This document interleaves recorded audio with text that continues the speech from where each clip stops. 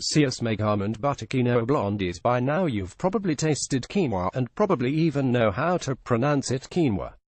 Maybe you've come to love it because it's a healthy whole grain and cooks up in just 20 minutes, or because it has a lovely nutty taste and delicate popping texture. But are you quinoa savvy? Well, here are facts about quinoa nutrition, rinsing and cooking quinoa, and how to use quinoa flour and quinoa flakes. Jesse Price, Editor-in-Chief. Eating well. Pictured recipe: quinoa salad with oranges, beets, pomegranate. Quinoa is a quick-cooking, gluten-free whole grain, actually a pseudo-whole grain, because it's cooked like a whole grain but is the seed of a beet relative. Quinoa grows in a rainbow of colors, but the most commonly available are red quinoa, black quinoa and white quinoa. Taste and nutrition are similar among the colors. White quinoa tends to cook up fluffier, while red quinoa and black quinoa have a crunchier texture and the grains don't stick together as much.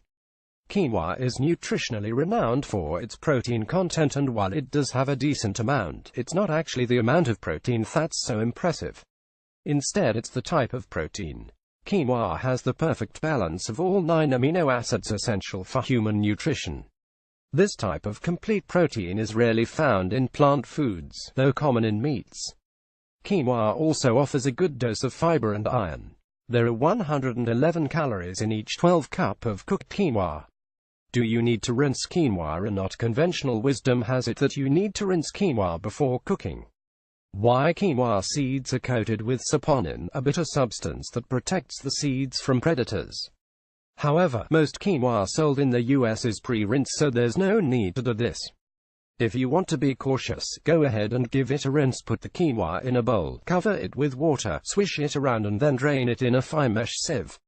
If you can cook rice, you can cook quinoa. Here's the simplest way to cook quinoa. Combine 1 cup quinoa with 2 cups water, a broth in a medium saucepan. Bring to a boil over high heat. Reduce heat to low, cover and simmer until tender and most of the liquid has been absorbed, 15 to 20 minutes. Fluff with a fork before serving. When it's cooked, it will look slightly translucent and the white string, which is actually part of the hull, will be visible. 1 cup dry quinoa yields 3 cups cooked to 6.5 cup servings. Keep in mind how fluffy quinoa gets when you're putting it into soups. Don't add too much or you'll find all your liquid has disappeared. Pictured recipe: almond butter quinoa blondies. Want to go beyond basic quinoa? Here's what to look for next: quinoa flakes, which are a lot like rolled oats and can be used similarly, and quinoa flour, a great option for baking, especially gluten-free baking, as in eating well's amazing gluten-free almond butter quinoa blondies.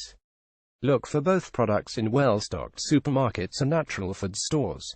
Wondering how to make your own quinoa flour? To make quinoa flour, grind white quinoa in a clean coffee grinder until it's a fine powder. It won't be quite as fine as what you get in the store, but will work in recipes for cookies and bars where a really fine texture is not necessary.